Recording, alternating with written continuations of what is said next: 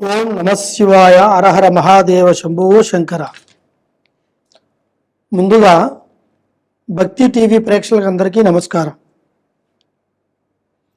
ఇప్పుడు పరాభావనామ సంవత్సరం 2026 ఆగస్టు నెల అనగా శ్రావణ మాసం, ఈ యొక్క గడిలో రాశి ఫలితాల గురించి ముందుగా మనం తెలుసుకోవాలి. అయితే ఇందులో ముఖ్యంగా గణిత శాస్త్రము, పంచాంగం, హస్తరేఖ అనేది ఒక్కొక్క శాస్త్రానికి విలువతో కూడుకున్న ఒక సంకల్ప బలం ఉంటుంది. ఆ బలము పంచాంగ బలమునాన్ని బట్టి, ముఖ్యంగా తిథిని, నక్షత్రము, రాశి బలాన్ని బట్టి చూసేదే పంచాంగ బలం. శ్రీ పరాభావనామ సంవత్సరం శ్రావణ మాసం ఆగస్టు 2026. ఈరోజు మీనరాశి గురించి ముందుగా తెలుసుకుందాం. ఈ మీనరాశి వాళ్ళలో పూర్వభద్ర నక్షత్రం, ఉత్తరభద్ర నక్షత్రం, రేవతి నక్షత్రం, ఈ 3 నక్షత్రాలు 1, 2, 3 పాదాలు. రేవతి 1, 2 పాదం. ఉత్తరాభద్ర నక్షత్రం 1, 2, 3 పాదాలు. ఈ యొక్క సంకల్ప బలాన్ని బట్టి ఈ మీనరాశి అనేది మత్స్య సంకల్పంతో కూడుకున్నది. ఆ మహావిష్ణుమూర్తి, సాక్షాత్తు ఆ విష్ణుమూర్తే మీకు దైవ బలాన్ని సంకల్పించేలాగా ఈ రాశి వల్ల వారికి అష్టైశ్వర్యాలు, భోగభాగ్యాలు, ఎటువంటి పనులైనా కూడా పూర్తి చేసే సంకల్పమైన రాశే ఈ మీనరాశి. అందులో వీళ్ళ ఆలోచనలు, వీళ్ళ నడవడికలు, గుణగణాలు రేవేరుగు దాటాలి, కులవేరికి పిల్లనియ్యాలి. నువ్వు ఏ ఒక్క ప్రయత్నం చేసినా కూడా అన్నిటిని ఆలోచించి ముందు అడిగేయాలి.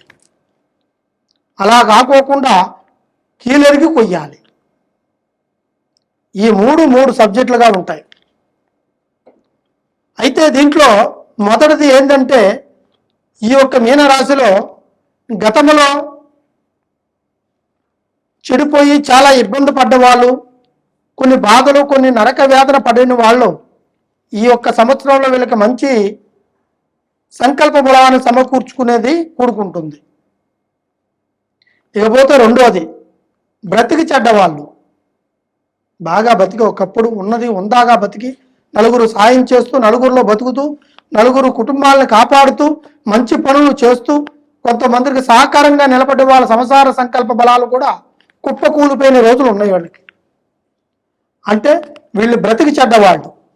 ఇటువంటి సమస్యలు కూడా వాళ్ళకు కొన్ని ఇబ్బందులకరంగా ఉండే వాళ్ళకు కూడా ఈ సంవత్సరం ఒక్క అడుగు ముందుకేసే ఒక సంకల్ప బలమైన రాశే మీనరాశి. ఇకపోతే మూడోది, అర్ధంతరంగా ఆలోచించి మధ్యలోనే బాగుపడి కొన్ని లేనిపోని కొన్ని అక్రమైన కార్యక్రమాలు చేస్తూ దాంతో కూడుకొని సంపాదించుకున్న వాళ్ళు ఇప్పుడు సర్వాన్ని కోల్పోతారు. భగవంతుడు ఇచ్చింది మనకి 3 దారులు. మొదటి చదువు.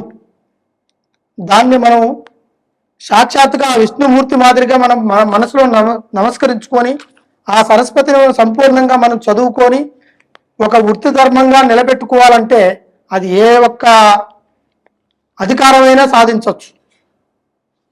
ఇకపోతే రెండోది, మీ సొంత నిర్ణయాల చేత మీరు తీసుకునే నిర్ణయాలు రేపు మీ పిల్లల భవిష్యత్తులో నిలబడేలా ఉండాలి.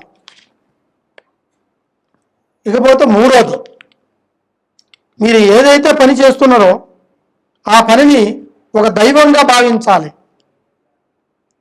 ఆ వృత్తిని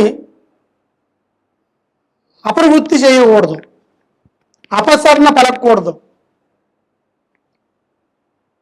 అబద్ధం పితృవినాశనం. దేన్నైనా సరే సంపూర్ణంగా, పరిపూర్ణంగా మన మనస్ఫూర్తిగా మన సంకల్పాన్ని మనం ఎత్తుక్కున్న బ్రతుకుని సంతోషంగా ఎప్పుడు చేస్తామో మనకు వచ్చే రూపాయి అయినా, పిరికిడి అన్నమైనా, గ్లాసులు మంచినీళ్ళైనా భగవంతుడు మనకి ఇచ్చిన పెద్ద సంపద. అదేవిధంగా ఈ రాశిలో ఉండే వాళ్ళకి కొన్ని కోట్లు సంపాదించుకున్న తీరని ఆశ, తీరని వేదన.